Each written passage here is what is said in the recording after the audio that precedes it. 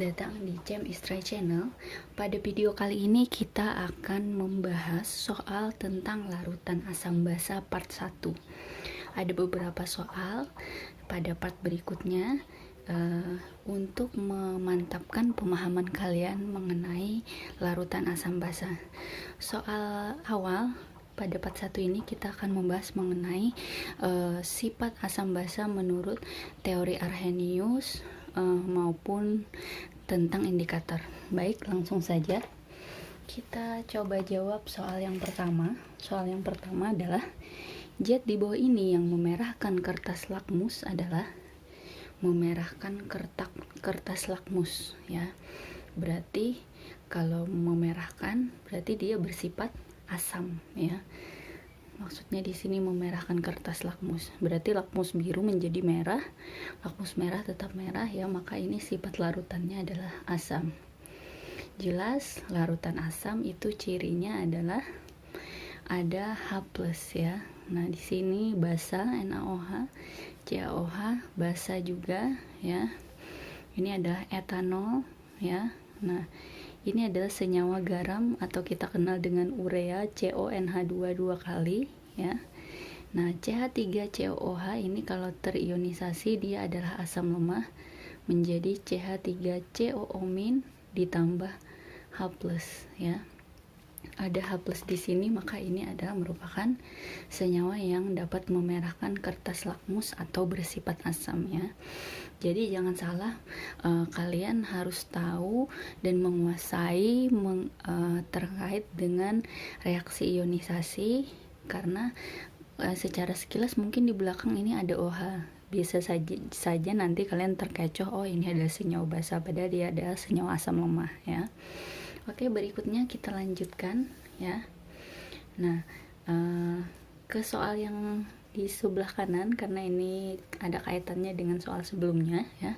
Senyawa berikut yang bersifat basa menurut Arrhenius, ya. Ingat, sifat basa menurut Arrhenius berarti ketika dilarutkan dalam air, ya, akan menghasilkan ion hidroksida atau OH- tadi, ya. Jelas yang bersifat basa, ya, menurut Arrhenius ada KOH yang terionisasi menjadi K+ dan OH-, maka ini adalah senyawa yang bersifat basa menurut Arrhenius, ya. Kita lanjutkan soal berikutnya. Dua soal berikutnya terkait dengan indikator, ya. Di sini perhatikan warna suatu indikator, ya. Ada warna merah, jingga hingga ungu, kemudian pH yang meningkat dari 4 hingga 10, ya. Pertanyaannya adalah warna indikator akan menjadi jingga bila dimasukkan ke dalam, ya. Di sini ada jingga berarti menunjukkan pH-nya adalah 5, ya. Nah, sebagaimana yang kita ketahui, pH itu memiliki rentang dari 0 hingga 14, 1 hingga 14, ya. Dimana 7, ya, itu merupakan menunjukkan senyawa yang bersifat netral, ya. Kita tahu bahwa yang namanya asam dan basa itu terbagi menjadi asam kuat dan basa lemah, ya. Jadi untuk asam kuat itu rentang pH-nya dari 0 hingga mendekati 3 itu adalah asam kuat, ya. Dari lebih dari 3 mendekati ke 7 itu disebut asam lemah, ya. Berbeda dengan basa, ya. Basa itu dari lebih besar dari 7 hingga mendekati 10 itu adalah basa lemah, ya.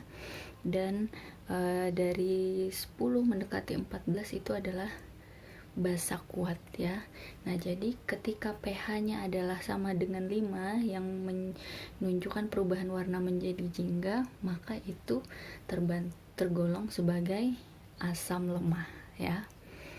Oke, berikutnya. Nah, ini adalah soal yang sering keluar biasanya, ya. Soal ini ada beberapa indikator. Kita tahu bahwa indikator ada indikator berupa larutan, ya, berupa indikator buatan yang memiliki trayek pH tertentu dan perubahan warna. Ya, di sini ada MO, metil oren, metil merah, bromtimol biru, dan penopetalin. Ya. Di sini dilakukan suatu percobaan di mana ada larutan X, ya, yang ditetesi metil merah berubah menjadi warna jingga. Ditetesi dengan BTB berubah menjadi warna kuning. MO berubah menjadi warna kuning, dan ketika ditetesi indikator PP dia menjadi tidak berwarna, ya. Nah, maka pH larutan tersebut diperkirakan sebesar berapa? Untuk menyelesaikan soal seperti ini, langkahnya adalah kita harus membuat yang namanya garis bilangan yang berisi angka-angka yang ada pada trayek pH. Langsung kita kerjakan, ya. Di sini pada larutan X ditetesi metil merah, ya, berwarna jingga. Metil merah itu trayeknya dari 4,4 hingga 6,2, ya. Jingga berarti kan berada di antara warna merah dan kuning, ya. Berarti kita bisa tulis di sini bilangannya antara 4,4 sampai 6,2. Kita beri arsir. Kemudian berikutnya pada bromtimol biru BTB berwarna kuning, ya. Di sini posisinya kuning di sebelah kiri, maka arahnya adalah juga ke sebelah kiri pada angka 6. Nah, ya. Kemudian kita arsir agar terlihat daerah yang diwarnai secara bertumpuk itu nanti perkiraan pH-nya, ya. Kemudian pada metil oren itu berwarna kuning. Kuning posisinya ada di sebelah kanan, ya. Berarti dari 4,4 ke arah kanan, ya. Kita beri garis bilangan lagi, kita beri arsir lagi, ya, ke arah kanan. Kemudian pada indikator PP itu tidak berwarna posisinya di sebelah kiri, berarti 8,3 ke arah kiri, ya. Oke, kita beri arsir. Nah, maka kita bisa lihat nih daerah mana yang kena keempat kali arsiran, ya. Daerah ini berarti 4,4, ya, hingga 6, ya. Dari 4,4 hingga 6,0, ya. Maka perkiraan pH-nya adalah dari 4,4 hingga 6. Nah, seperti itu, ya. Oke, kita akan lanjutkan part yang kedua. Untuk soal berikutnya lanjutkan untuk bagian part 2.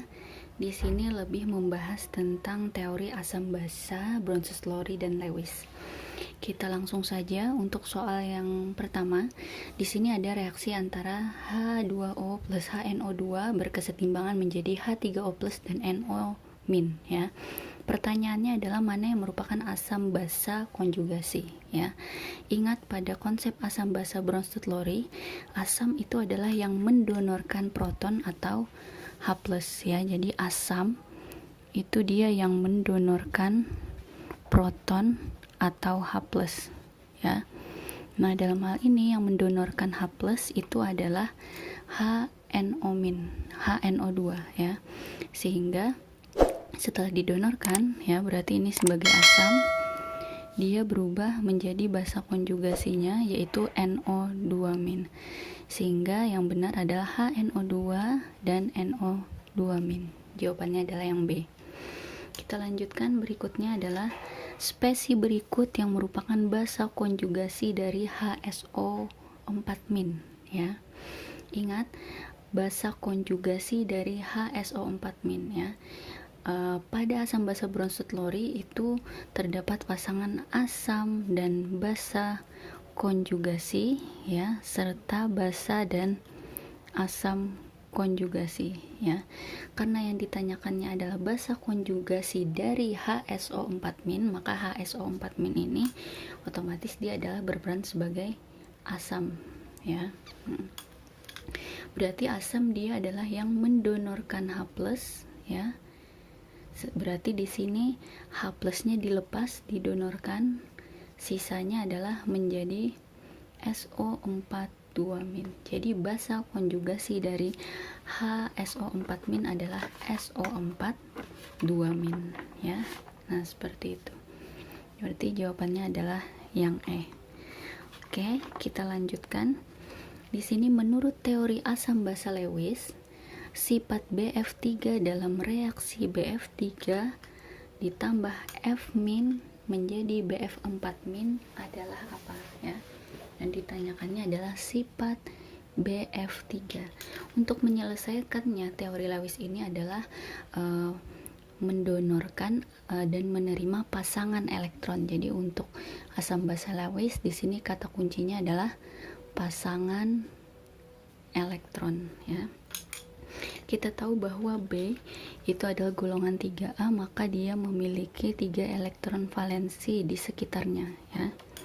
Ini gambarkan yang berwarna merah ya. Ini sorry bukan ya, kita gambarkan ulang di bawahnya. B memiliki 3 elektron valensi ya. Kemudian ada F3 ya. F itu adalah golongan 7A ya. B golongan 3A, F golongan 7A, maka konfigurasinya 287, ada 7 elektron di sekitar F ya. Nah, ada 7 elektron ini tidak ibu gambarkan langsung saja seperti ini menjadi ikatannya ya.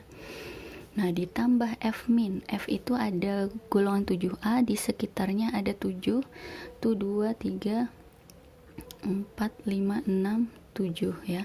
Karena F- berarti dia menangkap 1 elektron lagi ya. Nah, jadi di sini BF3-nya masih belum yang namanya mengikuti kaidah oktet ya. Jadi supaya mengikuti kaidah oktet, maka F ini yang menyumbangkan pasangan elektronnya ya. Yang menyumbangkan pasangan elektron ini sebagai basa ya.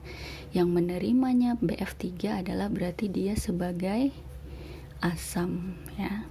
Jadi jawabannya adalah jelas yang A ya. Kita lanjutkan soal berikutnya. Senyawa HClO4 dapat bereaksi bersifat sebagai asam atau basa. Berarti ini dikenal dengan istilah amfoter ya. Nah, reaksi yang menunjukkan bahwa HClO4 bersifat asam kecuali, ini soal yang ada di modul diperbaiki ya, kecuali ya, yang bersifat asam ya. Berarti di sini kita bisa lihat perubahannya ya. Jadi untuk opsi yang A ini dia HClO4-nya dia berperan sebagai asam. Kenapa? Dia mendonor sehingga NH2- menjadi NH3, berarti sebagai asam ya. Pada opsi B dia juga sebagai asam, HClO4-nya. Kenapa? Karena dia mendonor ke teman sebelahnya sehingga berubah menjadi NH4+ yang asalnya 3 menjadi 4 ya. Opsi C bagaimana? Sama, dia juga sebagai asam ya. Karena setelah didonorkan kepada H2O berubah menjadi H3O, hanya bertambah. Bagaimana dengan opsi D? Iya, opsi D juga bersifat asam ya. Karena setelah didonorkan OH- berubah menjadi H2O ya. Nah, jawabannya adalah opsi D karena yang kecuali, karena opsi D ini HClO4-nya sebagai bersifat basa. Kenapa? Karena yang mendonorkan adalah N2H5. Terbukti setelah didonor HClO4 ya. HClO4 berubah menjadi H2ClO4, H+-nya, H-nya menjadi bertambah ya. Sehingga jawabannya adalah yang bersifat asam kecuali itu adalah opsi yang D ya. So opsi yang D, E.